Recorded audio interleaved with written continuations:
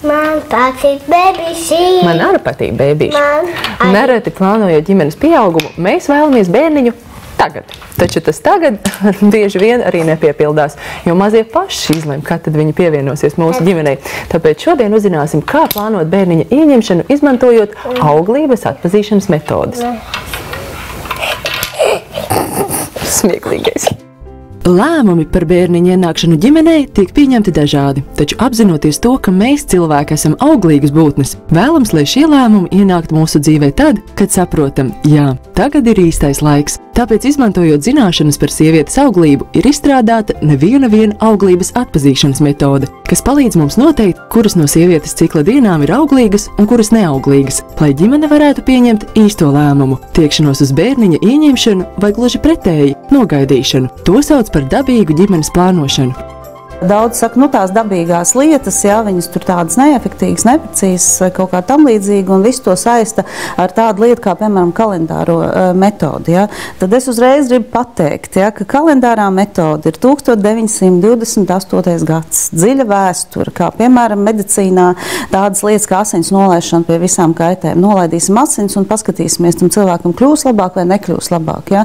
Nu, tad cik tad liela efektivitāte tādai ārstēšanai ir? Jau pagājušā gadsimta vidū, tīpaši 70. gados, tika Eiropā atzīts jau ar Pasaules veselības organizācijas vadlīnijām, ka kalendārā metode vispār nestrādā.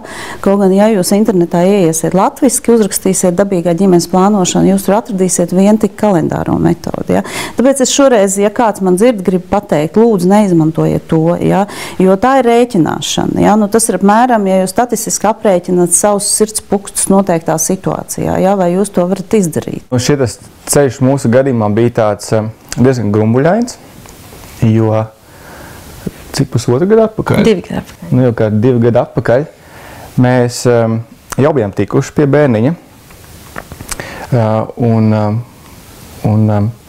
kādus dažus mēnešus pēc ieņemšanas mēs viņu pazaudējām. Pēc tā brīža sajūtām likās dabīgi tiešām iepazīt vairāk to, kas notiek mūsu ķermenī, kāpēc šis notikums ir noticis, un tā mēs arī caur atradām informāciju tieši par Annu, par konsultanti, kas mums arī sāka ievirzīt šajā ceļā vairāk un stāstīt par šo dabīgo ģimenes plānošanu, jeb auglības atpazīšanas metodēm.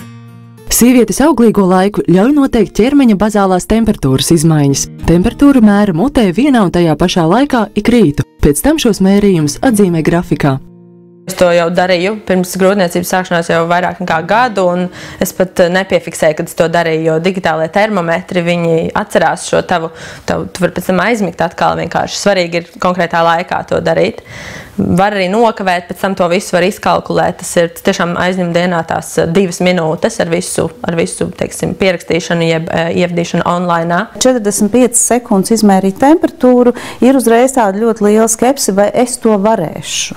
Ja? Tas ir paradums. Paradums tā kā visi citi, un te ir tas domāšanas veids, kas saucās, ko mēs saucam par ģimenes ekoloģiju.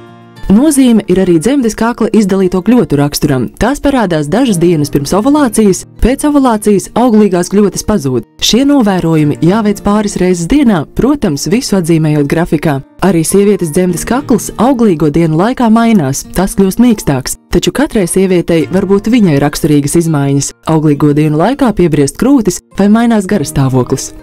Man kā vīrietim, acīm redzot, tas lielais iegūms bija tīri tajā arī izpratnes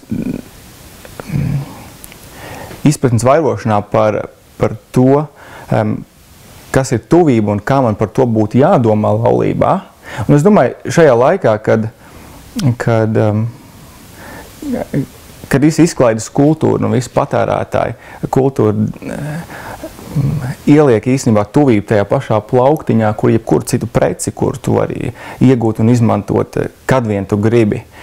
Man šķiet arī auglības atpazīšanas metodes, un tas mūsu ceļš bijis brīnišķīgs ar to, ka mēs mācāmies novērtēt to brīdi, it sevišķi ņemot vērā, ka mums bija kādu laiku jāturās, kamēr organisms un viss tika vests kārtībā, lai tas mājoklis bērniņam būtu sakārtots un labs. Un tas nozīmē, ka īstenībā, tā vairs nav vienkārši preci vai tagad, jā. Ir arī tāda statistika un pētījumi, ka tie pāri, kas izmanto auglības atpazīšanas metodas kā ģimenes plānošanas modeli, šķirās tikai 1%, jo visu laiku notiek dialogs, iesaistās abi, uz grupu nāk abi, vīrieši ir sajūsmā, tāpēc, ka beidzot viņi kontrolē to jomu, vīriešiem vispār patīk kontrolēt, mēs zinām to, un beidzot viņi kontrolē to jomu, kur līdz šim tika uzskatīts, ka tā ir tikai sievietes padarīšana. Kaut gan patiesībā 100% auglīgs. Katru sekundi auglīgs ir vīrietis.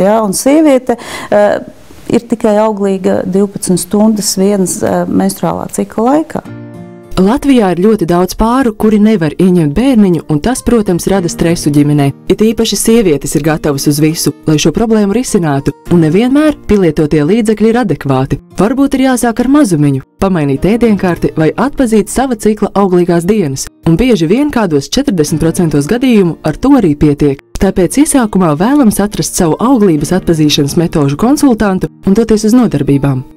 Mums māmiņklubā arī ir noticis pirmais nodarbību cikls, ja mēs to tā varētu nosaukt, un ir pāri, kas ir ieņēmuši bērniņus. Jā, ir ļoti maza no 6 pāriem, kas bija atnākuši uz kursiem, 3 pāri, kuriem bija tā kā viņi ilgāku laiku jau tā kā mēģināja tikt pie mantiniekiem, teiksim tā, ir pozitīvs rezultāts. Ir pāri, kam tas ir ļoti dabiski vienkārši nācis. Viens bērns, otrs, trešais, un mēs kaut kādā ziņā bijām spiesti atzīt, ka tā ir dāvana.